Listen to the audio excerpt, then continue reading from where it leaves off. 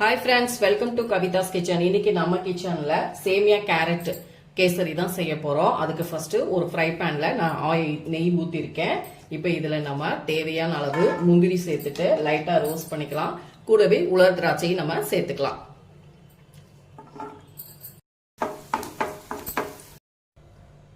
இப்போ நம்ம முந்திரி வறுத்த அதே ஃப்ரை பேன்ல ஒரு கப் அளவுக்கு சேமியா எடுத்துக்கலாம். அதாவது இது வந்து ரோஸ்டட் சேமியா தான் நான் எடுத்திருக்கேன். இதை வந்து லைட்டா நம்ம வறுத்து எடுத்துக்கலாம். சேமியா வறுத்த அதே பேன்ல அந்த இன்னும் ஒரு 2 டீஸ்பூன் நெய் சேர்த்துட்டு அரை கப் கேரட், துருவின கேரட்டையும் சேர்த்துட்டு நல்லா நீங்க வதக்கிக்கோங்க. இந்த கேரட்டோட கிரீன் ஸ்மெல் இருக்கக்கூடாது, அதுக்காக தான் லைட்டா நல்லா ரோஸ்ட் பண்ணி எடுத்துக்கலாம். ரொம்ப ஒரு டெலிசியஸான ஸ்வீட் ரெசிபி ஃப்ரெண்ட்ஸ். கேரட் சேமியா கேசரி ரொம்ப சூப்பரா இருக்கும். லோ ஃப்ளேம்ல வச்சுட்டே நீங்க வந்து அப்படியே நல்லா வதக்கி கொடுத்துக்கோங்க.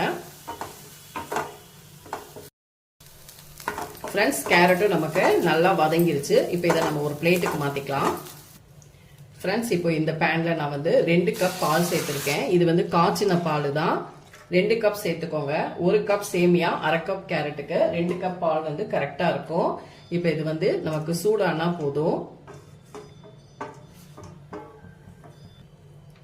ஃப்ரெண்ட்ஸ், இப்போ வந்து பால் வந்து நமக்கு நல்லா சூடாயிட்டு இதுல நம்ம நெய்ல வதக்கி வச்சோம் பாத்தீங்களா கேரட், அதை உள்ள சேர்த்துக்கலாம். சேர்த்துட்டு நல்லா கிண்டி கொடுத்துக்கோங்க.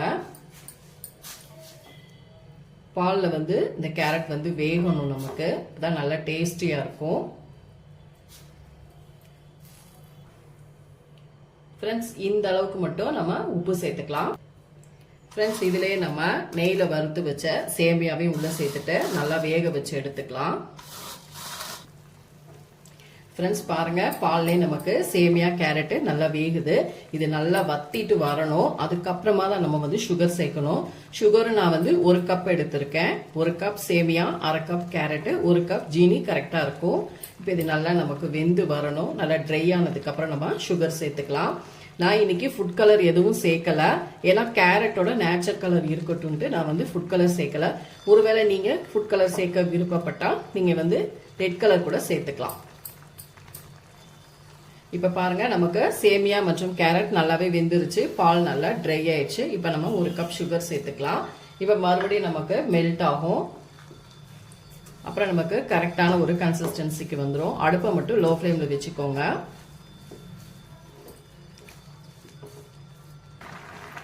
அரை டீஸ்பூன் ஏலக்காய் தூள் சேர்த்துக்கலாம்.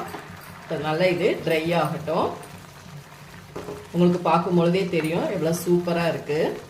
நல்லா இந்த கேரட்டோட நேச்சுரல் கலர் எவ்வளவு சூப்பரா இருக்கு பாருங்க.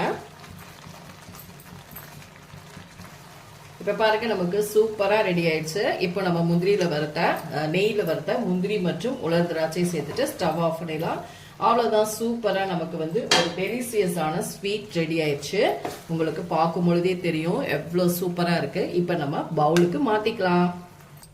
ஃப்ரெண்ட்ஸ், சூப்பரா ரெடி ஆயிடுச்சு. கண்டிப்பா நீங்களும் இந்த ஸ்வீட் ரெசிபியை ட்ரை பண்ணி பாருங்க. அருமையா இருக்கு, நல்ல டெலிசியஸா இருக்கு. வீட்டுல இருக்கக்கூடிய இன்கிரீடியன்ஸ்ல நம்ம குயிக்கா செஞ்சலாம். இந்த ரெசிபியை ட்ரை பண்ணி பாருங்க. என்னோட வீடியோவை லைக் அண்ட் ஷேர் பண்ணுங்க. மறக்காம கவிதாஸ் கிச்சனுக்கு சப்ஸ்கிரைப் பண்ணிக்கோங்க. கூடவே பெல் பட்டனை கிளிக் பண்ணுங்க. அப்பதான் நம்ம வீடியோஸ் எல்லாமே உங்க நோட்டிபிகேஷனுக்கு வரும். அடுத்த வீடியோல உங்களை சந்திக்கிறேன். தேங்க்யூ.